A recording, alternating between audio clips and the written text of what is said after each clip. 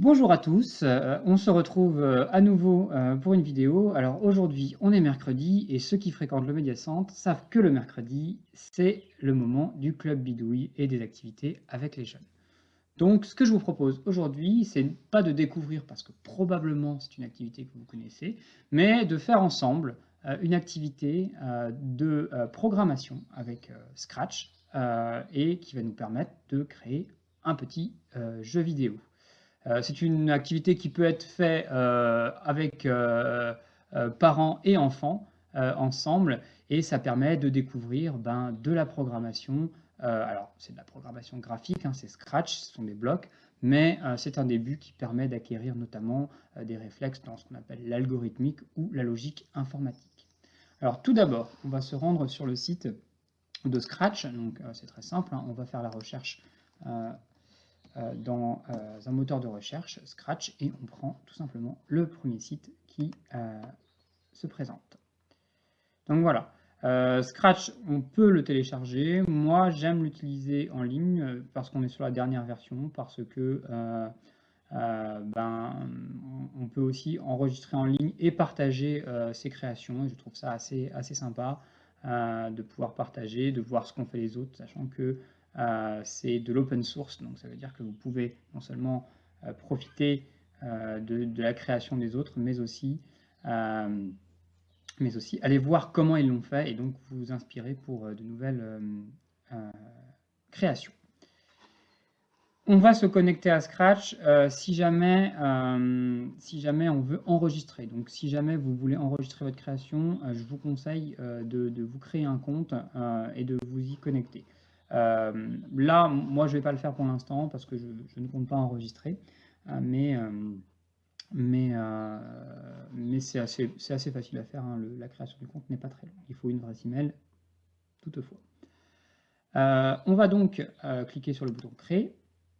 Et on va arriver donc sur l'éditeur de Scratch, donc la version 3. Donc ça met un peu de temps, surtout en ce moment, je pense que ça risque d'être un petit peu plus long. Voilà, alors la première chose, c'est que moi, vous voyez, il me le détecte en anglais. Alors, je n'ai pas utilisé Google Translate, je vous conseille de ne pas le faire d'ailleurs. La traduction peut être un peu approximative, alors que Scratch a sa propre traduction. Pour changer la langue, si ça vous arrive d'être comme moi en anglais, on va tout simplement aller sur la petite planète et choisir du coup la langue que l'on désire. Donc ici, nous, le français. Voilà, et cette fois-ci, on parle en français. Donc on va fermer les petits tutoriels. Et puis on se retrouve avec Scratch. Pour ceux qui ne connaissent pas Scratch, vous avez donc une partie code avec différents menus qui donnent accès à différents blocs, hein. Vous pouvez aussi les faire défiler et vous passer d'un menu à l'autre, mais vous pouvez cliquer par exemple sur le menu événements pour accéder au bloc d'événements. Vous avez aussi une partie, dans cette même partie, une partie costume et une partie son. Voilà. On y reviendra. On a ensuite la partie où on va déposer son code, ici. Donc on va glisser ces blocs les uns après les autres. La partie rendu, hein, qui va nous donner un aperçu de ce qui se passe à l'écran de l'animation qu'on est en train de faire. Et en bas, alors un petit peu caché par moi et par les logos, on va avoir la partie alors lutin, hein, ils appellent ça lutin ou sprite en anglais, et la partie arrière-plan. Donc les lutins, les sprites, ce sont les petits personnages qu'on va animer, les objets, les personnages qui vont être dans notre scène. Donc on nous a mis un chat qui est le logo de Scratch. On va voir comment choisir, si on ne veut pas ce chat, comment choisir un autre personnage.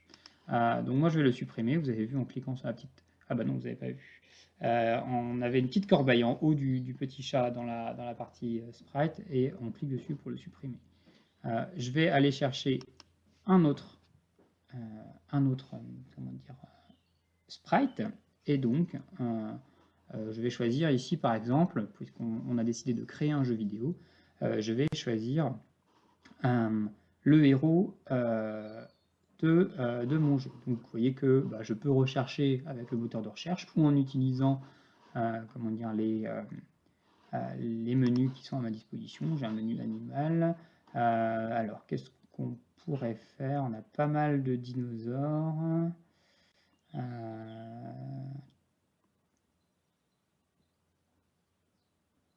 Non, je vais faire un truc avec des insectes. Donc je vais prendre... il y a le scarabée, il y a le papillon. J'ai vu qu'il y avait d'autres insectes plus tard. Lui, il a l'air sympa. Je vais prendre... Ce sera mon héros. Donc comment ça se passe? Donc quand je clique... donc la petite corbeille dont je parlais tout à l'heure, hein, c'est celle-ci. Quand je clique sur le sprite, j'ai donc accès à du code, et le code que je vais mettre ici va être valable pour ce personnage. Donc moi, c'est mon héros, donc je veux le faire... je vais me pousser un peu. Je veux le déplacer avec les flèches de mon clavier. Donc pour cela, je vais aller sur la partie événements. Donc moi j'y suis déjà, mais cliquez sur événements sinon. Et je vais prendre la touche quand la touche espace est pressée. Voilà. Donc c'est pas la touche espace que je veux utiliser. Donc dans le petit menu ici, je vais venir changer. Et moi, je veux utiliser la flèche droite pour le faire aller à droite, par exemple. Voilà. Donc là, c'est le début. Vous voyez, le bloc est arrondi. C'est le début de mon programme. Mon programme démarrera quand la touche flèche droite sera pressée. Qu'est-ce qu'on va vouloir lui faire faire? On va lui faire vouloir se déplacer à droite. Donc pour ça, on va aller chercher du code dans le menu mouvement. Voilà. On va avoir besoin de deux blocs. La première, c'est lui dire d'aller vers la droite. Donc on va prendre le bloc s'orienter à. Et on va vérifier qu'il est bien orienté vers la droite. Vous voyez que je peux déplacer la petite flèche pour le faire aller vers où je veux. Donc là, il est bien orienté vers la droite. Et ensuite, on va prendre le bloc avancé 2. Et on va pouvoir, comme ça, le mettre après. Donc ça veut dire qu'à chaque fois que j'appuierai sur la flèche droite, il va déplacer vers la droite, enfin s'orienter vers la droite et se déplacer de 10 pas. On peut augmenter ou diminuer cette valeur de 10 pas qui va avoir pour conséquence de diminuer la vitesse ou augmenter la vitesse de déplacement de mon personnage. Sachant que si je l'augmente trop, on va être sur un déplacement qui paraît un peu bizarre. Donc si maintenant j'appuie sur ma flèche droite, je m'aperçois qu'en effet, mon petit insecte se déplace de 10 pas sur la droite. Si je veux faire la même chose pour le faire aller à gauche, tout simplement, je vais dupliquer, donc en faisant un clic droit sur le premier bloc, tout ce bloc-là, et je vais changer en utilisant la flèche gauche, d'une part, mais en lui demandant de s'orienter à gauche aussi. Voilà. Il ne faut pas oublier ce deuxième changement, sinon, quand vous allez appuyer sur votre flèche gauche, votre héros va se déplacer sur la droite. Donc ce ne sera pas ce qu'on veut. Et là, je teste et je m'aperçois que c'est bon. Alors moi, j'ai bien choisi mon héros, mais il est possible que vous, quand vous alliez à gauche, votre héros, si c'était le chat par exemple, se retrouve la tête en bas. C'est parce que le déplacement par défaut, c'est un déplacement sur 360 degrés. Ça veut dire que mon sprite va se déplacer en tournant en fait, sur lui-même. Et donc, quand on lui demande d'aller vers la gauche, il va faire un tour en fait, complet et il va se retrouver tête en bas. Moi, c'est le cas aussi. Hein, d'ailleurs, si vous regardez, quand je vais vers la droite, en haut, ce sont les points rouges et verts. Mais par contre, quand je vais vers la gauche, les points rouges et verts se trouvent en bas. Donc, il a bien tourné. Si on veut éviter ça, on peut utiliser le bloc fixer le sens de rotation de gauche à droite. Alors, on pourra l'utiliser dans chaque partie du programme, mais ce qu'on va faire, c'est qu'on va prendre en plus dans le bloc événement quand le drapeau vert est cliqué. Alors je ne l'ai pas expliqué, mais le drapeau vert sur Scratch, ça signifie le début d'une animation ou d'un jeu. Donc là, quand le drapeau vert est fixé, je fixe le sens de rotation à gauche-droite. Alors j'ai plusieurs options, hein. C'est soit ne tourne pas, dans ce cas-là, ça va avancer, reculer, ce qui peut être une option aussi pour un jeu vidéo, ou soit donc l'option par défaut qui était 360 degrés. Donc là maintenant, normalement, vous voyez, que j'aille d'un côté ou de l'autre, il reste bien dans le même sens. Alors tout va dépendre de ce que vous voulez obtenir comme résultat. Je reprends toujours sur les déplacements, puisque si on veut, on peut faire se déplacer le héros vers le haut, donc en choisissant flèche haut, et en pointant vers le haut et vers le bas en choisissant la flèche du bas et en pointant vers le bas. Voilà. Et normalement, déjà, vous avez votre petit héros qui va pouvoir se déplacer tout au long de l'écran. Alors peut-être que vous jugez que, par exemple, la taille de mon héros est trop grande. Dans ces cas-là, je vais aller dans la partie apparence et je vais choisir de mettre sa taille à un pourcentage de la taille initiale. Donc pas à 100%, bien évidemment, puisque ça ne changerait rien. Mais imaginons, je vais prendre, alors moi il n'est pas très grand, donc je vais mettre 60% par exemple, sa taille initiale. Voilà. Ce qui fait que quand je clique sur le bouton vert, vous voyez, je l'ai bien placé sous le bloc quand je clique sur le bouton vert. Voilà, il devient plus petit. Ok. Donc là, ça y est, j'ai mon déplacement de héros, assez simplement. Voilà. Donc ça, c'était mon premier personnage. Maintenant, pour faire un jeu vidéo, je vais avoir besoin d'une scène. Donc la scène, je vais la trouver... Alors attendez, je vais masquer un peu les logos parce qu'ils cachent la scène. Voilà, je vais la trouver sur la partie qui se trouve ici, là, scène arrière-plan. Et je vais pouvoir cliquer sur le petit plus pour choisir un arrière-plan. Voilà, donc comme pour les personnages, ils vont être classés par comment dire, par thème, par menu.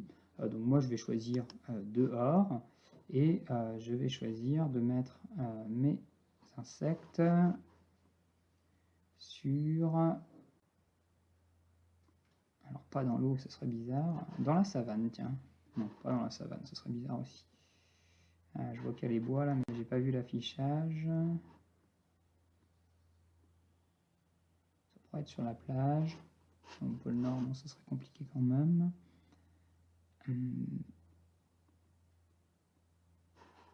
Allez hop, on va choisir. Bon, on va choisir là. Voilà. Donc, voilà, je choisis et je peux changer la scène. Pour faire simple, on ne va pas choisir de faire des propriétés à la scène. Ça, c'est un peu plus compliqué. Mais ce qu'on pourrait imaginer, c'est de choisir de faire plusieurs niveaux. Niveau 1, niveau 2, niveau 3. Et en fonction de modifier l'arrière-plan à chaque coup qu'on bascule sur un autre niveau. Donc on ira voir ça après. Ce qu'on peut voir aussi maintenant, c'est comment faire pour rajouter un ennemi. Là, on a son héros. Et j'aimerais bien avoir mon ennemi. Donc, je vais aller à nouveau chercher quelque chose. Alors, je vais rester dans les animaux puisque mon thème, moi, c'est les insectes. Et je vais choisir que l'ennemi de mon araignée, parce que je crois que c'est une araignée, ça va être... Qu'est-ce qui va pouvoir être l'ennemi de mon araignée? Bon, la grenouille, assez simplement. Laquelle? Celle-ci. Voilà, la grenouille. Alors oui, je ne vous l'ai pas dit, mais comment dire, je peux déplacer à la souris sur l'écran mes caractères, mes sprites, mes entités, parce que c'est pas forcément que des animaux ou que des humains, ça peut être aussi des objets. Donc voilà. Donc ma grenouille, il va s'agir de mon ennemi, et donc dans un jeu vidéo, généralement, il faut qu'on arrive à éviter l'ennemi. Alors, si dans un jeu vidéo, j'ai un héros et un ennemi, généralement, je dirige le héros, donc c'est ce qu'on a fait avec les touches, mais je ne dirige pas l'ennemi. Donc en ce qui concerne la grenouille, elle va avoir un comportement préprogrammé qu'on appelle, pour les jeux vidéo, un pattern. On va prendre, pour programmer son comportement, un bloc qui va nous permettre que quand le jeu démarre, ma grenouille a un comportement préprogrammé. Donc par exemple, moi, le comportement de ma grenouille, je veux qu'elle aille qu'elle se déplace, qu'elle se déplace un peu dans tous les sens sur mon écran. Donc, la première chose que je veux le faire, c'est parce que je ne veux pas qu'elle se retrouve tête en bas par exemple, c'est comme pour mon héros, c'est que je vais sélectionner, fixer son sens de rotation. Gauche, droite, ça me plaît. Ensuite, je vais lui demander de s'orienter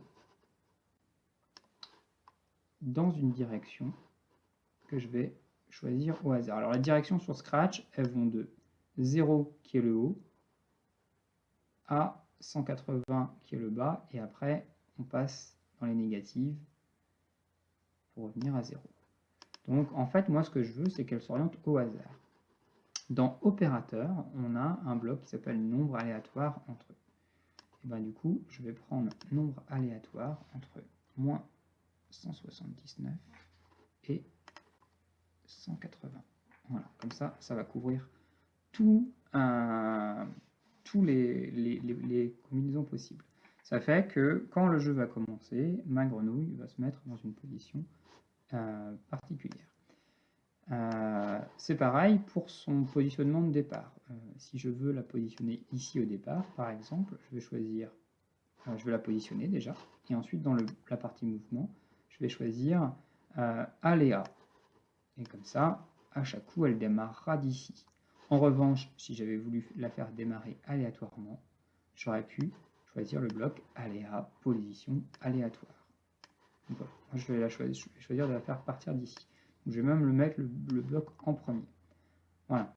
Ensuite, eh ben, je vais la faire se déplacer automatiquement. Donc là, il va falloir que je prenne une boucle. Alors la boucle, je vais la trouver dans Contrôle et je vais lui dire de répéter. J'hésite. Soit répéter jusqu'à ce que, soit répéter indéfiniment. Je vais prendre répéter jusqu'à ce que. Non, pour l'instant, si je vais prendre, je vais répéter jusqu'à ce que. Et la condition qu'on doit mettre ici, c'est qu'on va répéter le déplacement jusqu'à ce que la coque finale soit touchée. Donc on va aller dans la partie capteur et on va choisir, il me semble que c'est ici, voilà, on va choisir le premier bloc, touche le pointeur de souris, sauf qu'on va enlever le pointeur de souris et qu'à la place on va mettre Ladybug 1, qui est le nom de mon héros. Donc normalement, là ma grenouille, elle va répéter le même comportement jusqu'à ce qu'elle touche mon héros. Du coup, qu'est-ce que je peux lui dire de faire? Bah, tout simplement d'avancer. Et si elle arrive sur un bord, de rebondir. Le bloc se trouve un peu plus bas, rebondir, si bord atteint. Voilà. Et normalement, là, elle devrait se déplacer de manière... Alors, pas aléatoire, vous voyez, elle s'arrête bien quand elle touche ma grenouille. Pas aléatoire, parce que elle se déplace bien en ligne droite. Ce qui est aléatoire, c'est son angle de départ. Donc, du coup, voilà, ça me permet de ne pas forcément savoir comment va se comporter ma grenouille. Alors, je pourrais réduire sa vitesse en réduisant, par exemple, le nombre de pas qu'elle fait. Ce qui ferait qu'elle irait un peu moins vite et qu'elle serait sûrement un peu plus simple à éviter. Voilà. Qu'est-ce qui se passe quand on touche, quand la grenouille me touche? Eh bien, soit je considère que j'ai perdu, soit je considère que je vais avoir un certain nombre d'essais, un certain nombre de vies, et dans ces cas-là, elle va pouvoir me toucher plusieurs fois. Alors, dans un premier temps, je referai peut-être des tutoriels sur Scratch un peu plus complexes, mais dans un premier temps, on va considérer très simplement que si la grenouille me touche, j'ai perdu. Donc on va lui dire que quand, donc répéter jusqu'à ce que je sois touché. Dans ces cas-là, on sort de la boucle. Donc voyez, on arrive à ce qui se passe en dessous. Et on va lui demander à ma grenouille d'envoyer un message Et le message, ça va être game over.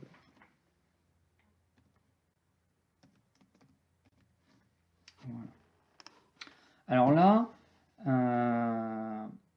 le truc, c'est que le message, elle va pas réellement l'envoyer, dire quelque chose. Ça, pour faire ça, si j'avais voulu faire parler la grenouille, j'aurais pu aller dans Apparence et utiliser les messages. Ce que je vais faire, par exemple, je vais lui faire dire oui, peut-être avec des espaces. Tu as perdu. Pendant 2 secondes. Voilà. Mais le premier message, game over, à quoi il va servir? Il va servir à régler le comportement des autres entités. Donc, par exemple, qu'est-ce que je vais dire? Je vais dire à mon héros, quand je reçois, tu as perdu, alors ça se passe, quand je reçois game over, pardon, ça se passe dans événement. Qu'est-ce qui se passe? Tu vas te cacher. C'est dans apparence qu'on va chercher cacher, ici. Alors, petit point très important, à partir du moment où on introduit un caché dans un programme, il faut mettre un montrer autre part. Et où on va le mettre? On va le mettre généralement au début. Voilà. Tac. Et ensuite, voilà, je peux comme ça. Alors, c'est bien aussi pour mon héros de lui mettre une position de départ. Parce que c'est comme ça, si je meurs, par exemple, à la position de départ de ma grenouille, ben, il va rester là, et la fois prochaine, il mourra illico dès que le jeu redémarrera. Donc je vais faire comme pour la grenouille, je vais aller sur Aléa, et je vais le placer quand le jeu démarre.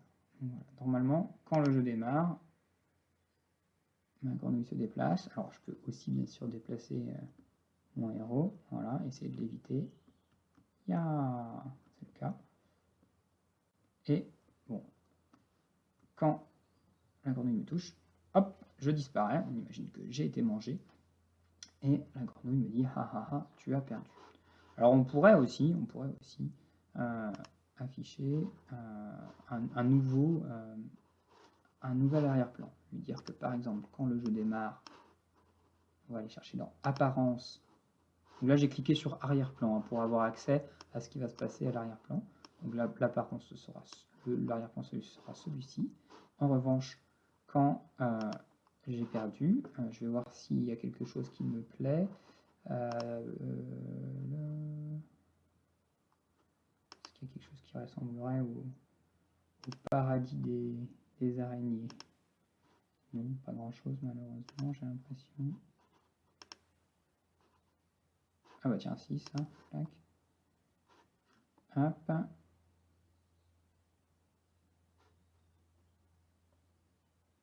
Et je vais lui dire donc,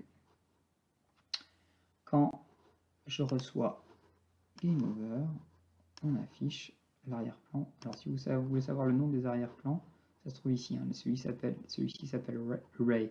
Donc vous cliquez sur arrière-plan. Alors on peut aussi, alors je vais pas le faire moi cet après-midi, mais on peut aussi choisir de modifier les couleurs. On a accès à toute une palette ici.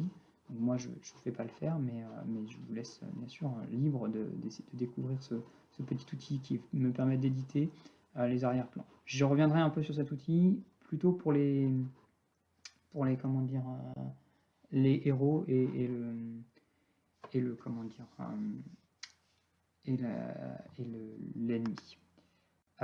Et donc, du coup, l'arrière-plan s'appelle Ray. Donc, voilà, normalement, hop, on va accélérer un peu le truc. Je vais me mettre sur la trajectoire. Voilà. Voilà. En plus, j'ai perdu en plein milieu, donc là, ça fait un effet du tonnerre. Donc voilà, déjà, première partie de mon jeu. Donc je reviens sur mon héros, donc ma petite Ladybug. La webcam est inversée, donc c'est pour ça que je ne vais pas dans le bon sens. Et je m'aperçois que quand elle se déplace, alors il faut que je remette mon jeu en route, quand elle se déplace, il n'y a pas beaucoup de mouvement en fait qui se passe, elle se déplace fixement. Pareil pour la grenouille d'ailleurs. Donc, pour modifier ça, je vais arrêter le jeu, voilà. Il va falloir passer par costume. Voilà. Et je m'aperçois que ma Ladybug n'a qu'un seul costume. Eh bien, je vais lui en faire un deuxième. Donc, ce que je vais faire, c'est que je vais cliquer à droite sur le premier, le dupliquer pour lui en faire un costume. Et en fait, ce que je vais faire, c'est que je vais déplacer certains éléments. Vous voyez que quand j'ai cliqué sur la patte, j'ai sélectionné la patte et en dessous, alors on ne voit pas très bien parce que c'est juste sur le bleu, je vais prendre une autre patte, je vais prendre la violette. En dessous, vous avez une petite flèche qui vous permet d'orienter la patte. Donc par exemple, hop là, là je vais l'orienter un peu vers l'arrière. Celle-ci un peu vers l'avant. Voilà, je modifie quelques détails de mon araignée. Drôle d'araignée d'ailleurs, on dirait plutôt une coccinelle, mais voilà, donc je fais tous ces détails, ces petites mandibules. Ah, alors les mandibules, je vais faire déplacer un peu la tête alors, du coup. Clac. Et voilà, je pensais que je pouvais. Alors après, c'est peut-être un groupe que je peux dégrouper. Ouais, c'est possible. Tac, voilà, du coup, je peux faire les mandibules aussi. Tac. Et tac. Alors, je ne sais pas si vous avez vu, l'option dégrouper se trouvait ici, tout en haut. Et quand on a un gros groupe, ça permet de dégrouper. Je peux même tourner ses yeux éventuellement. On va peut-être pas le faire loucher, mais... Voilà. Donc là, j'ai un deuxième costume. Si je veux, je peux m'amuser et prendre du temps à faire 2, 3, 4 costumes, sachant que mon animation sera plus réussie si jamais plus vous avez de costumes, plus l'animation sera réussie. Donc voilà. Donc je m'aperçois que j'ai 2 costumes. Si je veux les faire bouger, alors l'idéal, c'est de le faire à part, c'est-à-dire que de les faire se déplacer automatiquement. Alors je suis en train de réfléchir en même temps. Si je le fais dès le départ, ça veut dire qu'il bougera même quand il ne se déplace pas. On va faire un événement qui est donc quand la touche espace est pressée, sauf qu'on va marquer quand n'importe laquelle touche est pressée. Ça veut dire que dès que je me déplace, il va changer. Et je vais tout simplement lui mettre apparence et costume suivant. Alors, c'est où? C'est un peu plus bas. Non, attendez, je l'ai perdu. Costume suivant. Voilà. Alors moi, je peux me le permettre parce que je n'ai que 2 costumes. Mais si vous aviez voulu faire des costumes pour les déplacements, des costumes pour une action qu'on envisagerait sur un héros, une action différente, je sais pas, moi si on avait pris un chevalier, il y aurait le déplacement et il y aurait peut-être le coup d'épée. Je vous conseille de prendre plutôt basculer sur que costume suivant, puisque costume suivant, il va enchaîner les costumes dans l'ordre dans lequel ils apparaissent ici, sachant que l'ordre peut être inversé. Hein. Voilà. Et il ne va pas s'arrêter au fait qu'il y a un costume qui est dédié au déplacement et à un autre et l'autre à d'autres actions. Donc dans ces cas-là, vous choisissez plutôt basculer sur le costume et vous choisissez donc le nom du costume en fonction du nom qui affiche ici. Moi je n'en ai que 2, donc je ne vais pas faire ça. Si on fait ça, on va avoir une animation un peu rapide. Donc ce que je vous conseille, c'est en plus de rajouter dans contrôle une petite attente. Alors si on met une attente de 1 seconde, ça va être beaucoup. Du coup, je vais mettre une attente de 0,1 seconde, ce sera déjà pas mal. Je lance mon jeu et je m'aperçois que, alors on ne voit pas très bien parce que ma petite araignée est toute petite, je vais lui l'agrandir pour qu'on voit bien ses déplacements. Voilà. Voilà, vous apercevez bien que quand je me déplace, en effet, il y a une petite animation. Alors légère bien évidemment parce que je n'ai que 2 costumes, mais ça fait déjà tout de suite un peu plus réaliste. Certains sprites ont déjà plusieurs costumes, donc déjà vous avez certaines animations qui sont assez facilement réalisables. Je vais remettre ma taille d'origine, 60. Tac. Voilà.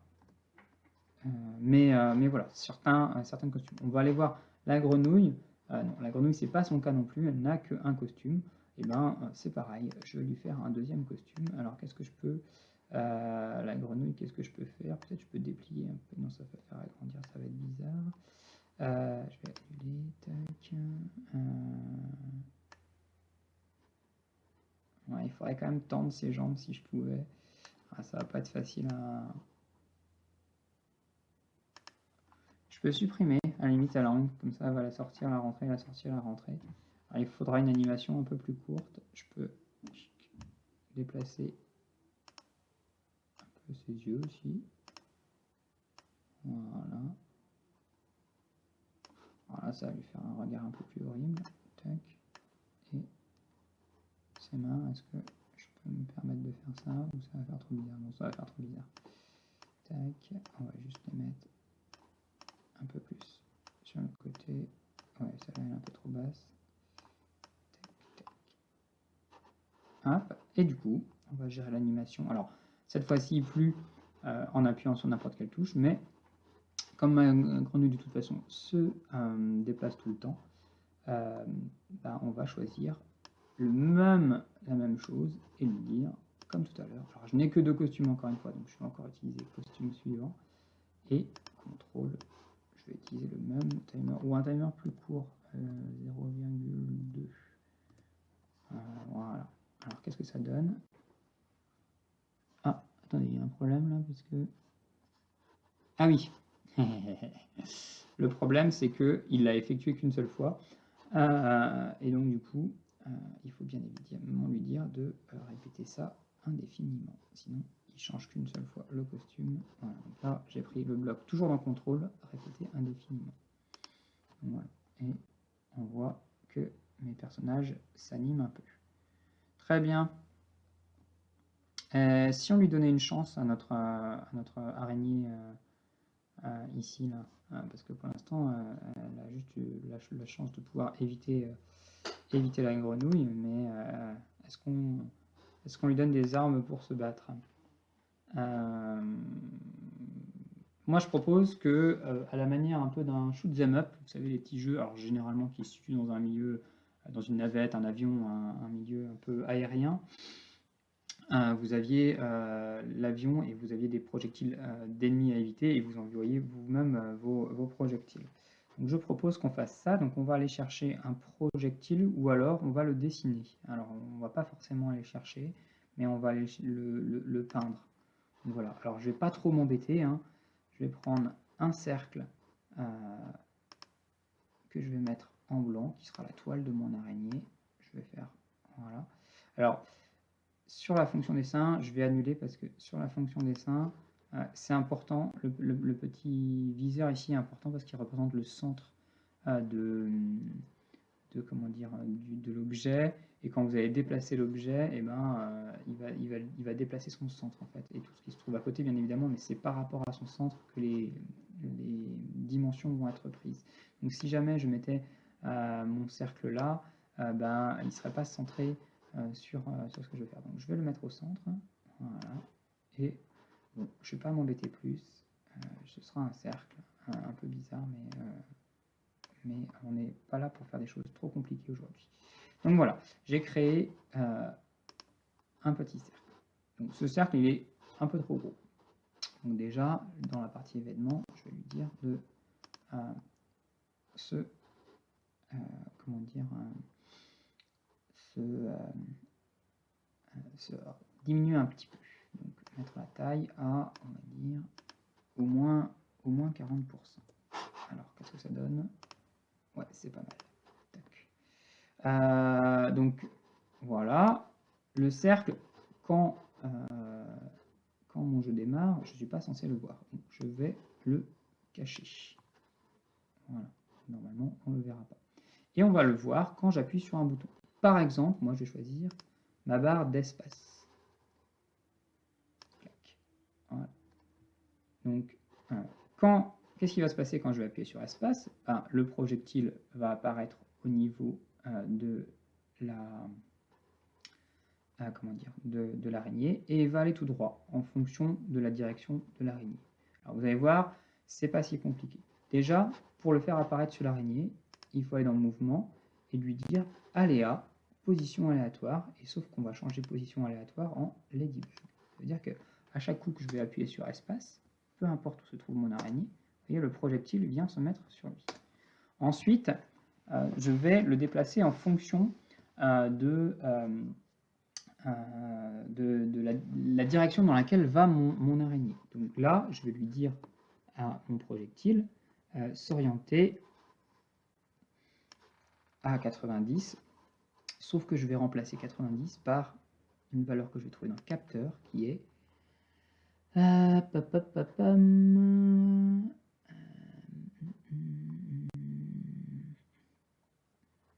attendez, est-ce que c'est celui-là? Non, c'est pas celui-là.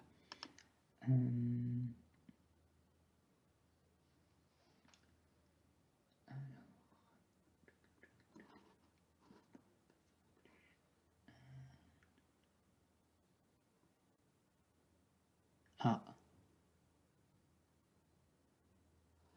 je ne suis pas sûr de trouver. Donc ce ne sera pas forcément dans le capteur, peut-être dans le mouvement. Non, pourtant, je pense pas. Je pense que c'est bien dans le capteur, mais juste que je ne l'ai pas vu. Couleur. Ça va être forcément quelque chose d'ovale. Réponse. Son préfet. Sonore chronomètre. Non.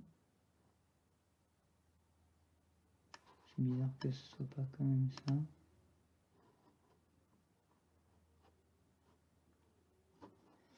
C'est bizarre parce que ce bloc existait avant. Et ah, c'est parce qu'il faut d'abord changer. Donc on va sélectionner d'abord Ladybug ou le nom de votre héros et on va choisir ici direction de donc il va aller dans la direction dans laquelle était l'araignée au moment où j'ai appuyé sur espace. Et ensuite, on va lui dire avec contrôle répéter jusqu'à ce que et jusqu'à ce que quoi? Jusqu'à ce que alors il y a deux possibilités, donc on va aller dans opérateur, prendre un ou, voilà, ou alors il touche il y a un truc que j'ai oublié, comme on l'a caché au début de la scène, il faut le montrer, on appuie sur espace aussi, absolument, montrer. Donc voilà, je vais du coup répéter jusqu'à où ma grenouille est touchée, où le projectile touche un bord. Donc ça va être dans le capteur aussi. Donc, touche le bord ou le même bloc touche le frog. Voilà. Alors frog, bien sûr, parce que c'est le nom, vous ne le voyez peut-être pas, mais c'est le nom de mon ennemi. Donc vous mettez là le nom de votre ennemi.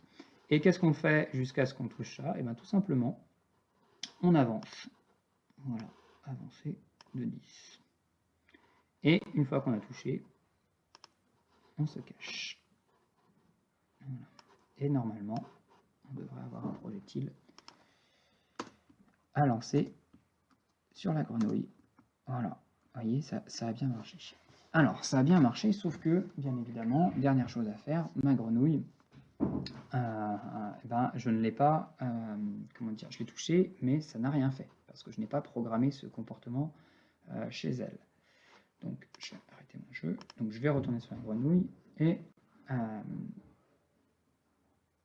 je vais mettre, du coup, dans répéter jusqu'à une option qui me permet de savoir si elle a été touchée.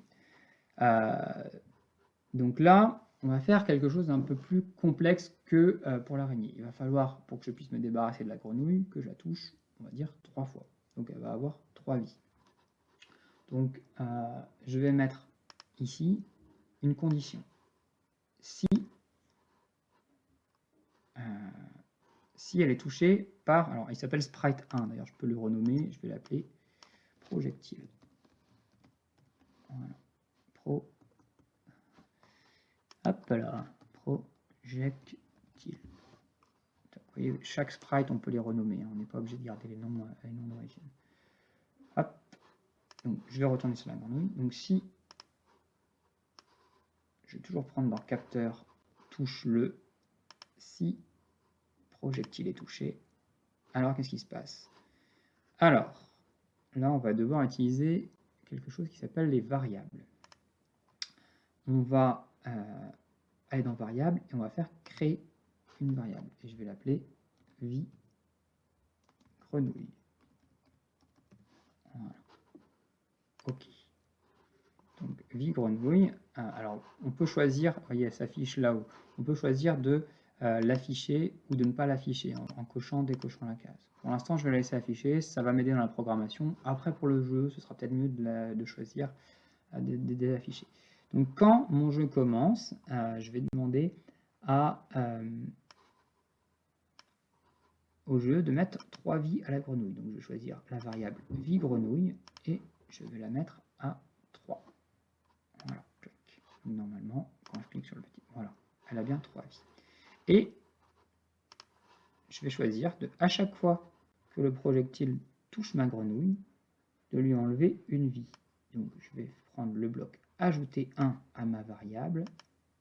Je vais changer ma variable par vie grenouille et je vais changer 1 par moins 1. Voilà. Alors, c'est un peu bizarre, on ne va pas soustraire, on va ajouter moins 1. Donc, on va tester. Alors, il faut que je la touche. Ah, ça va être compliqué. Tac. Voilà. Bon, j'ai perdu aussi, mais on voit bien là-haut que ma grenouille a perdu une vie. Donc, ça fonctionne bien. Alors, si je veux vraiment être sûr que je vais toucher, parce que j'ai dit tout à l'heure que ceci, alors on peut garder ceci, mais on peut aussi l'enlever.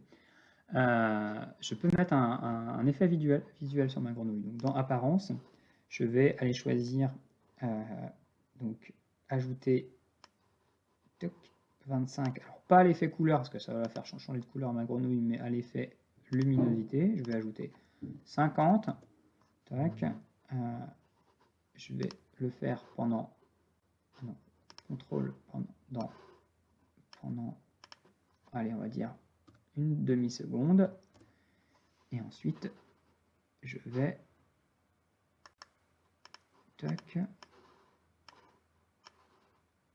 ajouter moins 50 pour qu'elle reprenne sa teinte normale. Ce qu'il y a pour... Tac. Voilà, vous avez vu, on a bien vu que la grenouille avait été touchée. Si je la touche 3 fois, allez, si je suis fort... Ah non, j'ai perdu. Allez, on va essayer quand même. On va relancer le jeu. Si je la touche 3 fois...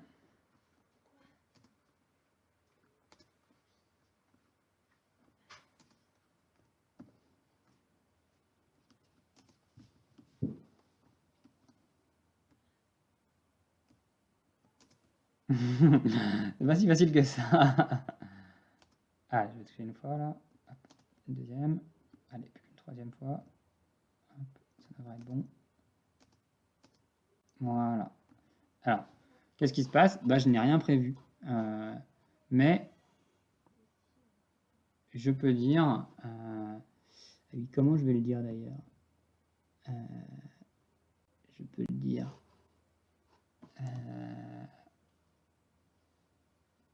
je peux le dire à part. Je peux le dire dans un autre bloc. Je peux lui dire... je reprends un bloc départ et je vais lui dire que si... Répéter indéfiniment, pardon. Si la vie de la grenouille est égale, donc je mets vie de la grenouille d'un côté, est égale à 3, 2, 1, 0, alors je vais la cacher. Tac.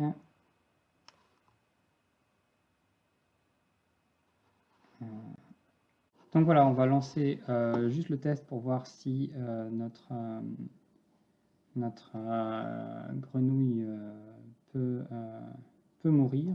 Alors je vais, pour pas que ça prenne trop longtemps, je vais juste réduire son nombre de vies à 1 en mettant sa vie de départ à 1, comme ça il me suffira de la toucher qu'une fois. Je vais orienter ma... Bah, c'est parti. Tac. Ah, raté. Ah, bah, j'ai perdu. Tac. Je recommence. Tac. Ah, il y a quelque chose qui semble ne pas fonctionner. Tac. Ah si. Alors, je sais pas pourquoi c'est la première fois ça n'avait pas fonctionné. Ah ouais, parce que c'était la première. Et par contre, on n'a pas eu l'animation. On n'a pas eu l'animation. Donc, je vais relancer pour voir. Est-ce que c'est quand égal à 0? On n'a pas eu l'animation. Mais voilà. Ok. Donc là, ça fonctionne.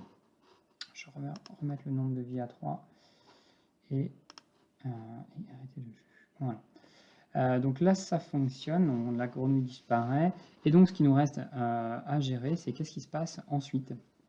Qu'est-ce qui se passe ensuite? Eh ben, on va le gérer comme pour le game over avec un message, en envoyant un message soit de victoire de la partie, soit de lancement d'un niveau 2. Donc moi je vais envoyer un message de victoire par exemple, et voilà, et gérer qu'est-ce qui se passe quand la grenouille est vaincue. Et ben, quand la grenouille est vaincue, par exemple, donc quand les protagonistes reçoivent le message de victoire,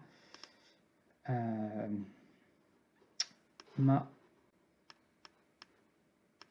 charmante araignée va dire enfin débarrassé de cette terrible grenouille.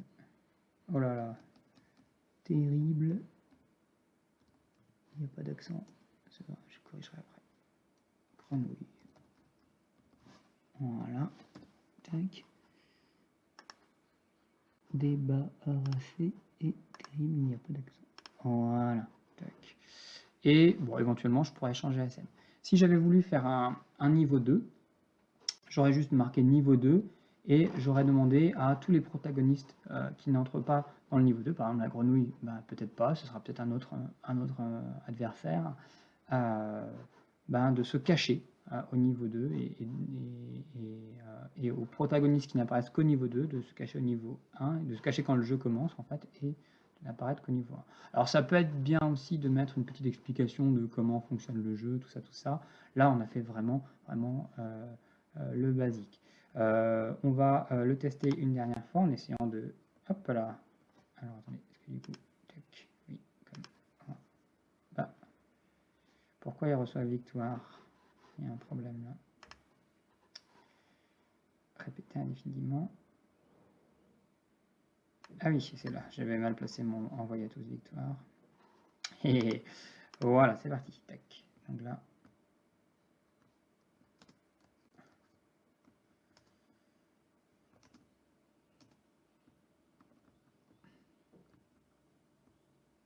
Hop là.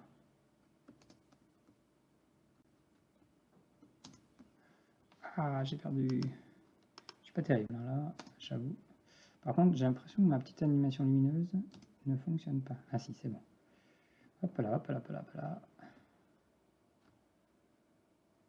Tac. Ah, j'ai raté. Tac. Ouais, je l'ai eu 2 fois, plus qu'une fois. Non. Voilà, enfin dégraisser ce thème. Voilà. On peut considérer que le jeu se finit là-dessus. Il y a tout un paragraphe qu'on n'a pas développé, mais pour que la vidéo soit pas non plus trop longue, c'est la partie son. Il y a possibilité d'ajouter des sons. Donc déjà, il faut aller les chercher par ici. Et ensuite, on les gère avec la partie son ici dans le bloc. Peut-être qu'on verra ça éventuellement sur une prochaine vidéo. Ce qui nous reste à faire, c'est enregistrer notre travail. Alors, comme on n'est pas connecté, eh bien, on va devoir se connecter ou rejoindre Scratch si vous n'avez jamais créé un compte. Donc, le Mediacentre, un compte Scratch. Voilà. Il me suffit de me connecter. Ah, oui, le problème vient de là. Hop, voilà. Donc, je vais enregistrer le mot de passe. Donc voilà, on est bien connecté au compte du Mediacentre. On va l'appeler Tilo l'araignée. Voilà. Et je vais juste l'enregistrer maintenant. Je vais partager du coup mon jeu. Tac. Et je vais donner des instructions. Aide Tilo à se